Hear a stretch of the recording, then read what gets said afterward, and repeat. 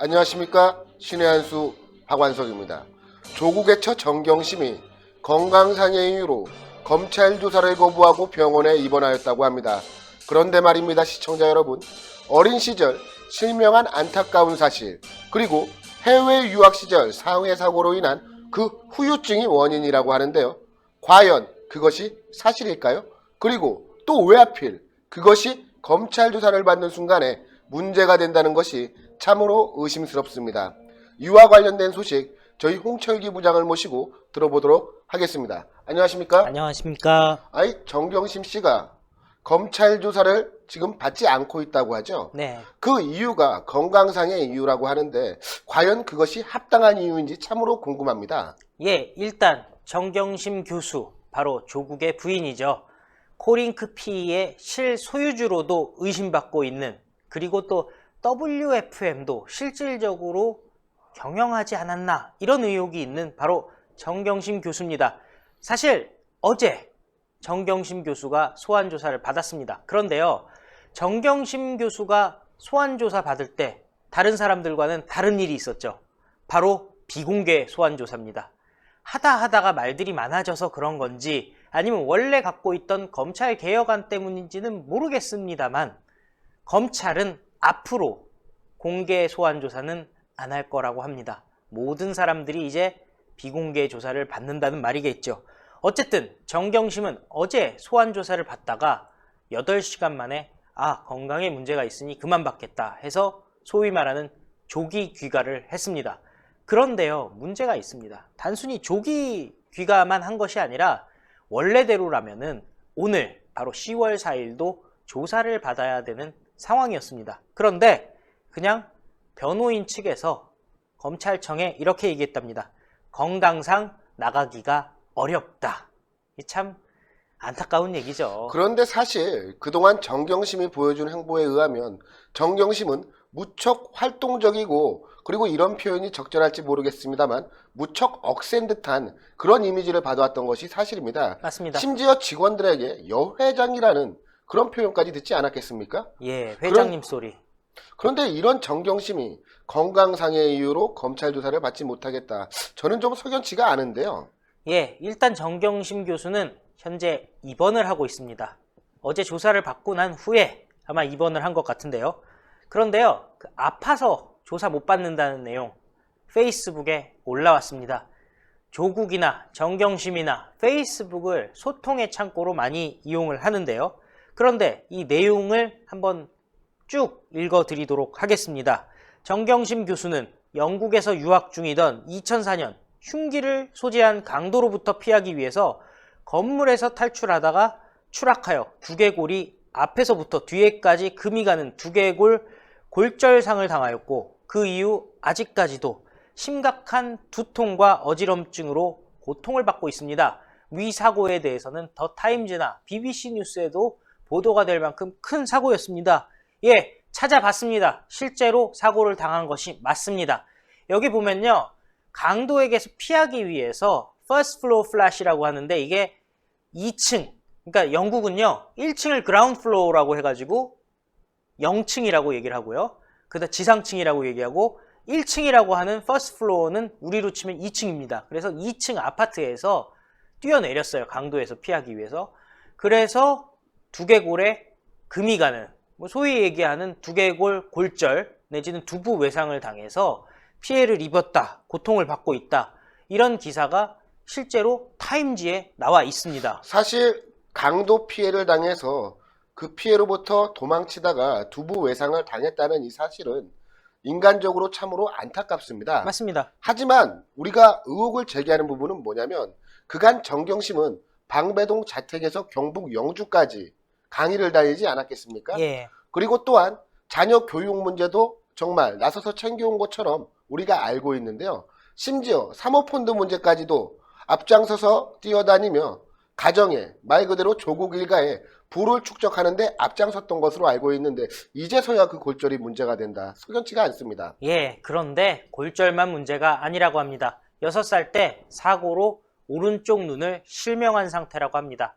그래서 두부 외상 때문에 오는 뇌기능 문제, 그 다음에 실명한 문제로 오는 시신경 장애의 문제로 인해서 조사 시 검사와 눈을 마주치기가 힘들고 그 다음에 심각한 어지럼증과 구토 증상이 나타나고 있다고 합니다. 그래서 이런 문제로 변호사들과도 대화를 장시간 나누기가 힘든 상황이다. 이렇게 밝히고 있습니다. 그 장애 문제에 대해서는 정말 안타까움을 금할 수가 없는 그런 부분이기는 합니다만, 또 여기서 우리가 의혹을 제기할 수 있는 부분이 그간 그렇다면은 어떻게 강의를 했는지, 이런 부분도 우리가 의혹을 제기할 수가 있는 거 아니겠습니까? 맞습니다. 이 부분에 대해서도 모든 사람이 의혹 제기할 것 같기 때문에 이렇게 변호인이 얘기하고 있습니다. 끔찍한 사고로 인하여 정경심은 오랫동안 육체적, 정신적 고통을 당한 트라우마로 인하여 그간 주변에 밝히지 않아 왔으나 장시간 조사를 받거나 연속된 조사를 받지 못하는 사정에 관한 말씀을 드리는 것이 좋겠다고 판단하여 이를 알려드립니다 라고 얘기를 하고 있습니다. 한마디로 내가 밝히지 않았는데 사실은 나 정말 많이 고통받았어, 뭐 이런 얘기죠. 그런데 하필이면 왜 이 시점에 이 부분이 문제가 되었느냐.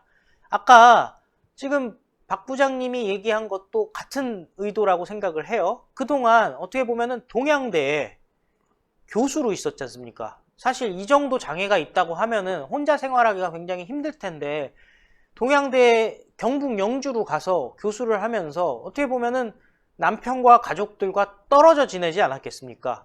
그런 상황에서 혼자서 이런 아픈 몸을 이끌고 강의도 하고 학생들도 상담하고 또 교수로서 기본적인 행정 업무까지 하고 논문까지 썼다면 이게 정말 대단하다는 생각이 드는데, 게다가 제가 한 가지만 더 말씀드리겠습니다. 게다가 동양대 PC를 외부로 반출하기 위해서 서울에서 직접 운전까지 해서 경북 영주까지 가지 않았겠습니까? 맞습니다. 이런 부분 때문에 우리 국민들이 정경심 씨의 진실성에 대해서 많은 의혹을 가지고 말 그대로 저희가 믿지 못하는 그런 환경에 처한 것이라고 저는 생각을 합니다. 예, 맞습니다. 더구나 최근 보도에 따르면요, 정경심 씨가 조국의 인사청문회 때 사실 집에 안 있었고 호텔에서 하루를 묵었다, 이런 보도도 나오지 않고 있겠습니까? 지금 보면은 정경심 씨가 갖고 있는 여러 가지 문제들, 트라우마, 그리고 어지럼증, 두통, 실명, 이런 문제들을 감안한다면요, 보다 전문적인 배려가 가족 사이에서 있었어야 됐을 것 같은데, 오히려 보면 본인이 직접 사모펀드를 투자하고요, 그리고 WFM이라든지 기타 사모펀드에서 투자한 업체들에 대해서 관리도 했고, 그 다음에 증거인멸, 이거 정말 심각한 건데요. 단순히 동양대 가서 컴퓨터 갖고 온 것 뿐만이 아니라 지금 보면은 김모 PB에게 각종 폭언, 너 나 어떻게 배신했어 하는 듯한 폭언도 했었고요. 또 지금 보면은 압수수색 당시에 실신했다라는 보도도 있습니다만 또 그 시간에 페이스북을 하고 있었다라는 보도도 있지 않겠습니까? 이런 거 다 이렇게 종합해 볼 때는 도대체 이 사람이 얘기하는 그런 장애, 아픈 몸, 이런 것들이 왜 하필 지금 검찰 조사에서 문제가 되는 건지 정말 의혹이 들 수밖에 없는 상황입니다. 여기까지의 정황만 보면 정경심 씨는 장애를 극복한 철의 여인이다, 저는 이런 생각까지 드는 상황인데요. 심지어 이 정경심 씨가 조국에게 모든 것은 내가 안고 가겠다라는 취지의 전화 통화를 한 것이 한투 직원 김모 PB의 증언에서 나왔지 않겠습니까? 맞습니다. 자, 그렇다면 과연 정경심 씨 이게 진실된 일인가? 저는 믿을 수가 없고요, 솔직히 말씀드려서. 하지만 저는 또 여기서 이런 생각을 해봅니다. 우리 박근혜 대통령님, 그간 얼마나 고생하셨습니까? 매우 아픈 몸을 이끌고도 검찰 조사를 받고 심지어 서울구치소에 수감되게 던 것이 바로 박근혜 대통령님입니다. 맞습니다. 심지어 발가락에 생긴 염증이 발등까지 번져서 고통을 호소할 때도 제대로 된 병원 진료조차 변변히 받지 못했던 것이 바로 이 박근혜 대통령님인데, 예. 과연 이 박근혜 대통령님의 사례와 이 정경심의 사례를 비교할 때 형평성을 지키고 있다고 할 수 있을까요?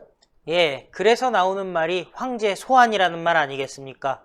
그런데 대한민국은요, 더 이상 전제 국가도 아니고요, 대통령이 있고 국회의원이 있는 민주국가 아니겠습니까? 대의 정치를 펼치는 민주국가입니다. 그런데 황제 소환, 황제라는 단어가 지금 등장하고 있다는 것은 조국 일가가 갖고 있는 권력이 우리가 상상하는 것 이상이 아닌가, 그런 생각을 자아냅니다. 뭐 직원들은 여회장님이라고 불렀다고 하지요. 맞습니다. 과연 그동안 어떻게 행동을 했으면 직원들과 그리고 우리 국민들이 그런 표현을 하는지 다시 한번 스스로 되새겨봐야 할 것 같습니다. 오늘 취재 감사드립니다. 감사합니다.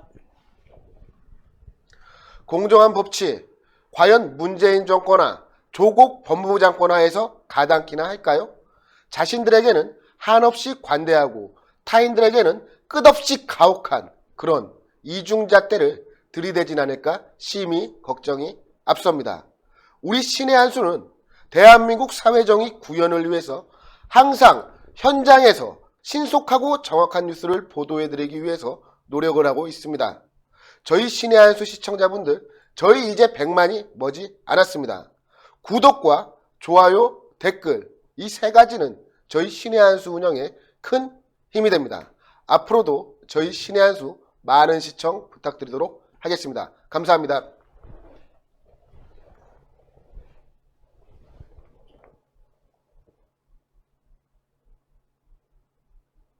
신의 한 수의 구독, 좋아요, 알림 방법입니다.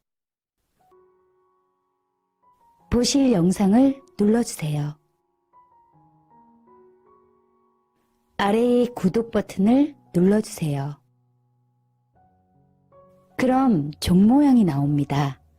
그 종 모양을 눌러주시면 신의 한 수의 새로운 영상들이 알림이 울립니다.